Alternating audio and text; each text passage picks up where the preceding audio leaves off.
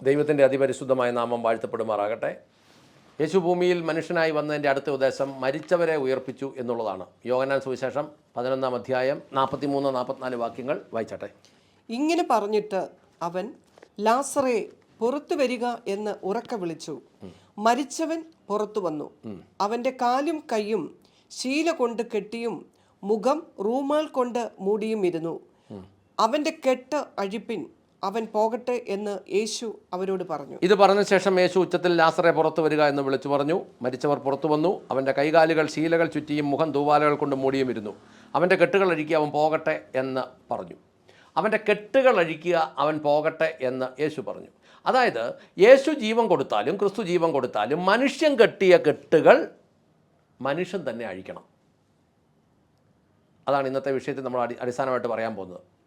ഈ ലാസറിനെ വിളിച്ച് മരിച്ചിട്ട് അഴുകിപ്പോയവനാണ്. അവനെ ജീവൻ വെപ്പിച്ച് പുറത്ത് വന്നപ്പം അവൻ്റെ ശരീരം മുഴുവൻ ഇങ്ങനെ ഈ യൂറോപ്യൻ അവരുടെ രീതി അനുസരിച്ച് തുണി കൊണ്ട് കെട്ടിയിരുന്നു, സുഗന്ധദ്രവ്യങ്ങളൊക്കെ വെച്ച്. ആ കെട്ട് ദൈവം അഴിച്ചില്ല. ജീവനെ കൊടുത്ത ദൈവം എന്തുകൊണ്ട് മനുഷ്യൻ്റെ കെട്ടഴിച്ചു കൊടുത്തില്ല? ഒരു ചോദ്യമല്ലേ? അതായത് മനുഷ്യൻ കെട്ടിയ കെട്ടിനെ അഴിക്കാൻ മനുഷ്യന് മാത്രമേ അധികാരമുള്ളൂ. ദൈവം അതിൽ തലയിടുകയില്ല. എന്തുകൊണ്ടെന്നാൽ ഈ മനുഷ്യരെ ദൈവം വിളിക്കുന്നത് ദേവന്മാരെന്നാണ്. ഈ മിക്കവാറും മനുഷ്യൻ്റെ എല്ലാ പ്രശ്നങ്ങളും മനുഷ്യൻ്റെ തന്നെ കെട്ടാം. ഒരു കെട്ട് പറയാം, മന്ത്രവാദങ്ങൾ കെട്ടാം, ആഭിചാരങ്ങൾ കെട്ടാം, കൂടോത്രങ്ങളും കൈവിഷങ്ങളും കെട്ടാം, പിന്നെ എതിർ പ്രാർത്ഥനകൾ കെട്ടാം, അസൂയ കെട്ടാം, എതിർ ചിന്തകൾ കെട്ടാം. ഇത് ഒക്കെ ചെയ്യും. അങ്ങനെ പറഞ്ഞു വരുമ്പോൾ ഏറ്റവും കൂടുതൽ എതിർ പ്രാർത്ഥനകൾ പ്രാർത്ഥിക്കുന്നത് നിർവാഹമുള്ളിടത്തോളം പെന്തക്കോസുകാരനാണ്. കർത്താവേ, ദാവീദ് പ്രാർത്ഥിച്ചതുപോലെ അവൻ്റെ തലയിൽ ഇടുത്തി വീഴണമെന്നൊക്കെ പ്രാർത്ഥിക്കും. ചിലർ പറയുന്ന കാര്യങ്ങൾ അതിനും കുറച്ചുകൂടി അപ്പുറത്തേക്ക് കയറി പറയാറുണ്ട്. അങ്ങനെ പറയുമ്പോൾ ശക്തമായ ഒരു സാഹചര്യത്തിൽ അത് കെട്ടുകളായി മാറും. കെട്ടുകൾ എന്ന് പറഞ്ഞു കഴിഞ്ഞാൽ അതാണിപ്പോൾ പറഞ്ഞത്, ലാസറിൻ്റെ ശരീരത്തിലുണ്ടെന്ന് പറഞ്ഞതുപോലെയുള്ള കെട്ടുകൾ. ഈ കെട്ടുകൾ ആരഴിക്കണം? മനുഷ്യർ തന്നെ അഴിക്കണം. മനുഷ്യൻ കെട്ടിയ കെട്ടുകൾ. എങ്ങനെയാണ് ഈ കെട്ടുകൾ കെട്ടുന്നത്? പലതും പറഞ്ഞ് ഒക്കെയാണ് കെട്ടുന്നത്, അല്ലെ മന്ത്രിച്ചൊക്കെയാണ് കെട്ടുന്നത്. ഇതെല്ലാം വാക്കാലാണ് കെട്ടുകൾ. ഈ വാക്കാലുള്ള കെട്ടുകളെ വാക്കാൽ തന്നെ അഴിക്കണം. ഈ കെട്ടുകൾ ഏതെങ്കിലും മനുഷ്യൻ കെട്ടും, ദൈവമക്കൾ വിശ്വാസികൾ അത് വാക്കാൽ തന്നെ അഴിക്കണം. എങ്ങനെ? യേശുവിൻ്റെ നാമത്തിൽ അത് അഴിക്കണം. മനുഷ്യൻ കെട്ടിയ കെട്ടിനെ മനുഷ്യന് മാത്രമേ അഴിക്കാൻ കഴിയൂ. കാരണം മനുഷ്യന് ദൈവം സ്വാതന്ത്ര്യം കൊടുത്തിട്ടുണ്ട്. ഈ സ്വാതന്ത്ര്യം ഉള്ളത് കൊണ്ടാണ് മനുഷ്യൻ ഏതൻ തോട്ടത്തിൽ കയറി പഴം വരെ ഭക്ഷിച്ചത്. അതുകൊണ്ട് എന്ന് പറഞ്ഞാൽ മനുഷ്യന് കൊടുത്ത സ്വാതന്ത്ര്യത്തിനകത്ത് ദൈവം തലയിടുന്നില്ല. ഇത് ദൈവത്തിന് ജനിച്ചവരെ ദേവനാന്നാണ് ദൈവം വിളിച്ചിരിക്കുന്നത്. പൂച്ചയ്ക്ക് ജനിച്ച പൂച്ചക്കുട്ടി എന്ന് വിളിക്കും, ആടിന് പ്രസവിച്ച ആട്ടിൻകുട്ടി എന്ന് പറയും, ദൈവത്തിനുണ്ടായ ദേവന്മാരെന്ന് പറയും.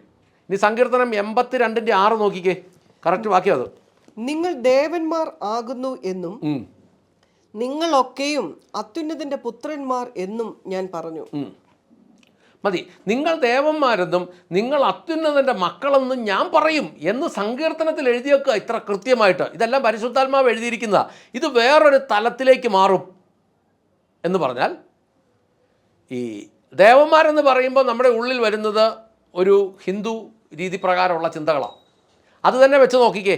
അവർക്ക് അധികാരങ്ങളുണ്ടോ? അവർക്ക് ജയമുണ്ടോ? അവരെക്കുറിച്ചുള്ള കഥകളൊക്കെ വായിക്കുമ്പോൾ എങ്ങനെയാണ് തോന്നുന്നത് എന്ന് പറഞ്ഞ പോലെ അതിനപ്പുറമായിട്ട് ദൈവം പറയാം, നിങ്ങൾ ദേവന്മാർ. മനുഷ്യരാണെങ്കിലും നിങ്ങൾ ദൈവമക്കളായതുകൊണ്ട് നിങ്ങൾ ദേവന്മാർ. നിങ്ങൾ ദേവന്മാരെങ്കിൽ നിങ്ങൾ അത്യുന്നതൻ്റെ മക്കളെന്നും ഞങ്ങൾ പറയും. എന്നിട്ട് ആ വാക്യത്തിൽ തന്നെ ബാക്കി എഴുതുക, എങ്കിലും നിങ്ങൾ കേവലം മനുഷ്യരെ പോലെ മരിക്കും, പ്രഭുക്കന്മാരിൽ ഒരുവനെ പോലെ വീണു പോകുക എന്ന് പറഞ്ഞാൽ ദൈവം ഇത് പറഞ്ഞാലും നമ്മൾ കേൾക്കുകയില്ല. ദൈവം പറഞ്ഞു നിങ്ങൾ ദേവന്മാരാന്ന്, പക്ഷേ നമ്മൾ പറഞ്ഞു അയ്യോ അത് സംഭവിക്കുന്ന സാധ്യത ഉദിക്കുന്നില്ല, നമുക്കത് ഉൾക്കൊള്ളാൻ വരാം. ദൈവം പറഞ്ഞു നിങ്ങൾ ദേവന്മാരാണ്, പക്ഷേ നമ്മൾ പറയും നമ്മൾ സമ്മതിക്കരുത്. അപ്പോൾ ഈ മനുഷ്യൻ്റെ കഷ്ടതകളിൽ യേശു പങ്കാളിയായി, മനുഷ്യൻ്റെ എല്ലാ കഷ്ടതകളിലും യേശു പങ്കാളിയായി. കഷ്ടതയുടെ പങ്കാളിയും ദൈവത്തിനും മനുഷ്യർക്കും മധ്യസ്ഥനും മഹാപുരോഹിതനുമായി യേശു പ്രവർത്തിച്ചു. ഹെബ്രായർ 4:15 വായിച്ചേ. നമുക്കുള്ള മഹാപുരോഹിതൻ നമ്മുടെ ബലഹീനതകളിൽ സഹതാപം കാണിപ്പാൻ കഴിയാത്തവനല്ല, പാപം ഒഴികെ സർവത്തിലും നമുക്ക് തുല്യമായി പരീക്ഷിക്കപ്പെട്ടവനത്രേ നമുക്കുള്ളത്. നമ്മുടെ ബലഹീനതകളിൽ സഹതപിക്കുവാൻ കഴിയാത്ത ഒരു മഹാപുരോഹിതനല്ല നമുക്കുള്ളത്. ആശ്വാസത്തിന് വേണ്ടി പറയുക. പിന്നെയോ സകലത്തിലും നമ്മെപ്പോലെ പരീക്ഷിക്കപ്പെട്ടവരാണ്, എങ്കിലും അവിടുന്ന് പാപം ചെയ്തിട്ടില്ല. എന്ന് പറഞ്ഞാൽ മനുഷ്യൻ്റെ ജീവിതത്തിൽ ഉണ്ടാകുന്ന പ്രയാസ പ്രതിസന്ധികളെ ദൈവത്തിനറിയാം. എന്നിട്ടാണ് പറഞ്ഞത് നിങ്ങൾ ദേവന്മാരാണ്. എൻ്റെ പാസ്റ്ററെ, എന്നെ കൊണ്ട് വല്ലതും ദേവനാകാൻ പറ്റുമോ? നമ്മൾ ഈ കൂലിപ്പണി എടുത്ത് ഇങ്ങനെ ചുരുണ്ട് കൂടി കിടക്കുന്നത് നമ്മളെങ്ങനെ ദേവനാകും? വേണം നമ്മുടെ പേര് ദേവൻ ഇടാന്ന് പറയും. സ്ത്രീകളാണ് എന്നാ പറയും, നമ്മൾ ഈ അടുക്കളയിൽ കിടന്ന് നരകിച്ച് വലയുന്ന നമ്മളെങ്ങനെയാണ് ദേവതകളാകുന്നത്? എങ്ങനെ ദേവനാകും? പക്ഷെ ദൈവമാ പറയുന്നത്, ഞാനല്ല പറയുന്നത് നിങ്ങൾ ദേവന്മാരാകുന്നു. അപ്പോൾ അങ്ങനെ പറയുന്നതെന്ന് വെച്ചാൽ എല്ലാത്തിലും നിങ്ങളുടെ സഹായിയായിട്ട് കർത്താവ് ഉണ്ടെന്ന്, കഷ്ടതയുടെ പങ്കാളിയും ദൈവത്തിന് മനുഷ്യർക്ക് മധ്യസ്ഥനും മഹാപുരോഹിതനും ഒക്കെയായി യേശു ഉള്ളത് കൊണ്ട് യേശു പറയുക, നിങ്ങൾ ദേവന്മാരാണ്, നിങ്ങളെക്കൊണ്ട് കഴിയും. അപ്പോൾ ഞാൻ പാപം ചെയ്തപ്പോൾ പാപം ചെയ്യാത്ത യേശു എനിക്ക് വേണ്ടി മരിച്ചെങ്കിൽ നമ്മൾ ദേവന്മാരായി മാറും. കർത്താവ് വന്നതിൻ്റെ അടുത്ത ഉദ്ദേശമായിരുന്നു മരിച്ചവരെ ഉയർപ്പിച്ചെന്നുള്ളത്. അത് നമ്മൾ അവിടെ ലാസറിൻ്റെ മാത്രം വായിച്ചെങ്കിലും നമ്മുടെ ജീവിതത്തിൽ നമ്മുടെ ഉള്ളിലും ഈ മരിച്ചവരെ ഉയർപ്പിക്കുക എന്നൊരവസ്ഥ നടന്നതുകൊണ്ടാണ് നമ്മൾ രക്ഷിക്കപ്പെട്ടതും നമ്മൾ സ്നാനപ്പെട്ടതും നമ്മൾ പരിശുദ്ധാത്മാവിനെ പ്രാപിച്ചതും വിശുദ്ധിയോടെ വേർപാടോടെ ജീവിക്കുന്നതും ആരാധിക്കുന്നതും അപ്പം മുറിക്കുന്നതും പ്രാർത്ഥിക്കുന്നതും കൂട്ടായ്മയുള്ളതും ദൈവവചനം ആഴമായി പഠിക്കാൻ കഴിയുന്നതും ഗ്രഹിക്കാൻ കഴിയുന്നതും പ്രസംഗിക്കാൻ കഴിയുന്നതും ഒക്കെ നമ്മുടെ ഉള്ളിലും ഉയർപ്പ് നടന്നതുകൊണ്ടാണ്. യേശു വന്നതിൻ്റെ ഏറ്റവും പ്രധാനപ്പെട്ട അടുത്ത ഉദ്ദേശം അതായിരുന്നു. ഇനി അടുത്തൊരു ഉദ്ദേശം ഹെബ്രായ ലേഖനം 10:19 മുതൽ 22 വരെയാണ്. അതുകൊണ്ട് സഹോദരന്മാരെ, യേശു തന്റെ ദേഹം എന്ന തിരശ്ശീലയിൽ കൂടി നമുക്ക് പ്രതിഷ്ഠിച്ച ജീവനുള്ള പുതുവഴിയായി തന്റെ രക്തത്താൽ വിശുദ്ധ മന്ദിരത്തിലേക്കുള്ള പ്രവേശനത്തിന് ധൈര്യവും ദേവാലയത്തിന്മേൽ ഒരു മഹാപുരോഹിതനും നമുക്കുള്ളതുകൊണ്ട് നാം ദുർമനസാക്ഷി നീങ്ങുമാറ് ഹൃദയങ്ങളിൽ തളിക്കപ്പെട്ടവരും ശുദ്ധവെള്ളത്താൽ ശരീരം കഴുകപ്പെട്ടവരുമായി വിശ്വാസത്തിന്റെ പൂർണ്ണ നിശ്ചയം പൂണ്ട് പരമാർത്ഥ ഹൃദയത്തോടെ അടുത്തു ചെല്ലുക. അതായത് മരിച്ചുയർത്ത യേശു നമുക്ക് വേണ്ടി സ്വർഗകവാടം തുറന്നു തന്നു എന്ന് നമുക്ക് ഈ വാക്യത്തിനകത്ത് നിന്ന് മനസ്സിലാകും. അതുകൊണ്ട് സഹോദരരുടെ യേശുവിൻ്റെ ശരീരം എന്ന തിരശ്ശീലയിലൂടെ നമുക്ക് തുറന്നു തന്ന ജീവനുള്ള പുതുവഴിയായി എന്ന് പറഞ്ഞാൽ പുതുവഴിയായി യേശുവിൻ്റെ രക്തത്താൽ അതിവിശുദ്ധ സ്ഥലത്തേക്ക് പ്രവേശിക്കാനുള്ള ധൈര്യവും എന്ന് പറഞ്ഞാൽ അതിവിശുദ്ധ സ്ഥലത്തേക്ക് പ്രവേശിക്കാനുള്ള വഴി യേശുവിൻ്റെ രക്തത്താൽ തുറന്നെന്നും ദൈവഭവനത്തിന്മേൽ അധികാരമുള്ള മഹാപുരോഹിതനും നമുക്കുള്ളത് കൊണ്ട് നാം ദുർമനസാക്ഷി നീങ്ങുവാൻ തക്കവണ്ണം ഹൃദയങ്ങളിൽ തളിക്കപ്പെട്ടവരും ശുദ്ധജലത്താൽ ശരീരം കഴുകപ്പെട്ടവരുമായി വിശ്വാസത്തിൻ്റെ പൂർണ്ണ നിശ്ചയത്തോടും ആത്മാർത്ഥ ഹൃദയത്തോടും കൂടി ദൈവത്തോട് അടുത്ത് ചെല്ലുക. അർത്ഥം എന്താ? മരിച്ചുയർത്ത യേശു നമുക്ക് വേണ്ടി സ്വർഗകവാടം തുറന്നു. നമ്മൾ നോക്കുമ്പോൾ ഉൽപ്പത്തി പുസ്തകത്തിൽ മനുഷ്യൻ പാപം ചെയ്തപ്പോൾ മനുഷ്യൻ അവിടെ നിന്ന് ജീവൻ്റെ വൃക്ഷത്തിൻ്റെ ഫലവും കൂടെ പറിച്ച് തിന്നാത്ത വണ്ണം ദൈവം അവിടെ തിരിയുന്ന വാളുകളുടെ ജ്വാലയെയും കാവലിന് കെരൂബുകളെയും ഏൽപ്പിച്ചെങ്കിൽ ഹെബ്രായ ലേഖനം 10:19 മുതൽ 22 വരെ വായിക്കുമ്പോൾ നമുക്ക് പിതാവിൻ്റെ സന്നിധിയിലേക്ക് യേശു വഴി തുറന്നു എന്ന് നമ്മൾ വായിക്കുന്നു. അത് യേശു വന്നതിൻ്റെ മറ്റൊരു ഉദ്ദേശമാണ്. വീണ്ടും ചില ഉദ്ദേശങ്ങൾ നമുക്ക് മുന്നോട്ട് പറയാം.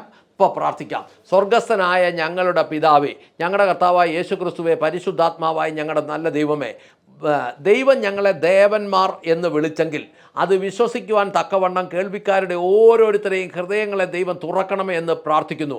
അടിയനെയും കേൾവിക്കാരുടെയും ഹൃദയങ്ങളെ തുറന്ന് കർത്താവെ, ഞങ്ങളെല്ലാം ദേവന്മാരെന്ന് വിളിച്ചെങ്കിൽ ആ ദേവന്മാരുടെ അധികാരങ്ങളും അവകാശങ്ങളും ഞങ്ങൾക്ക് എടുക്കുവാൻ തക്കവണ്ണം ഞങ്ങളുടെ ബുദ്ധിയെ തുറന്നു തരണമേ, ഞങ്ങളുടെ ആത്മാവിനെ തുറന്നു തരണമേ, ഞങ്ങളുടെ ഉള്ളിൽ ധൈര്യം തുറന്നു തരണമേ, ഞങ്ങളുടെ ഉള്ളിൽ ശക്തി തരണമേ, ഞങ്ങളെ യോഗ്യമാക്കി നടത്തണമേ, ദൈവകൃപയാൽ നടത്തണമേ. എല്ലാം യോഗ്യമായി ചെയ്യുന്ന ദൈവത്തിൻ്റെ സന്നിധിയിലേക്ക് ഞങ്ങൾ സകലതും ഭരമേൽപ്പിച്ച നന്ദി പറഞ്ഞ് പ്രാർത്ഥിക്കുന്നു. എൻ്റെ കർത്താവെ, കേൾവിക്കാരിൽ ഓരോരുത്തർക്കും കർത്താവെ, അവരിന്ന് അനുഭവിക്കുന്ന സകല പ്രതിസന്ധി പ്രയാസങ്ങളിലും കർത്താവെ ശക്തരായി അവർക്ക് കൽപ്പിക്കുവാൻ, പ്രത്യേകിച്ച് കർത്താവെ മനുഷ്യൻ കെട്ടിയ കെട്ടുകൾ ആഭിചാരത്തിലൂടെ, മന്ത്രവാദത്തിലൂടെ, കർത്താവെ ദൃഷ്ടിദോഷങ്ങളിലൂടെ, എതിർ പ്രാർത്ഥനകളിലൂടെ എന്നെ ശ്രമിക്കുന്ന ഓരോ വ്യക്തികളുടെ ജീവിതത്തിലും പിശാച് കെട്ടിയ കെട്ടുകൾ, മനുഷ്യൻ കെട്ടിയ കെട്ടുകൾ ഇവർ തന്നെ അഴിക്കേണ്ടതിന് പ്രഖ്യാപിക്കുവാൻ അവരുടെ നാവുകൾക്ക് ബലം നൽകണമേ, ആത്മാവിന് ബലം നൽകണമേ, ശക്തമായ ദൈവ സാന്നിധ്യം അവരുടെ മേൽ വ്യാപരിക്കണം, ദൈവകൃപ നടത്തണം. അങ്ങ് പ്രാർത്ഥന കേട്ട് അനുഗ്രഹിച്ച കൃപയ്ക്ക് നന്ദി, വിടുവിച്ച കൃപയ്ക്ക് നന്ദി. എൻ്റെ കർത്താവ്, ഈ ദിവസങ്ങളിൽ പ്രിയപ്പെട്ടവർ അഴിക്കപ്പെട്ടു, അവരുടെ പ്രശ്നങ്ങൾ അവർ തന്നെ അഴിച്ചു എന്ന് കേൾക്കുവാൻ ദൈവത്തിൻ്റെ പരിശുദ്ധാത്മാവ് അവരെ സഹായിക്കണമേ എന്ന് പ്രാർത്ഥിക്കുന്നു. എൻ്റെ കർത്താവെ, ഇന്ന് ഓരോ അഴിവുകൾക്കും ഓരോ വിഷയങ്ങൾക്കും പ്രാർത്ഥിക്കാനായി ഓടി നടന്ന് തങ്ങളുടെ അധ്വാനവും സമയവും പണവും ചെലവാക്കുന്ന വ്യക്തികൾ സ്വയമായി അത് ചെയ്യുവാൻ, അത് ക്രിസ്തുവിൽ നിന്ന് പ്രാപിക്കുവാൻ കേൾവിക്കാർ ഓരോരുത്തരെയും അനുഗ്രഹിക്കണമേ എന്ന് പ്രാർത്ഥിക്കുന്നു. അങ്ങ് പ്രാർത്ഥന കേട്ട് അനുഗ്രഹിച്ച കൃപയ്ക്ക് നന്ദി. യേശു ക്രിസ്തുവിൻ്റെ ധന്യമുള്ള നാമത്തിൽ തന്നെ. ആമേൻ, ആമേൻ, ആമേൻ.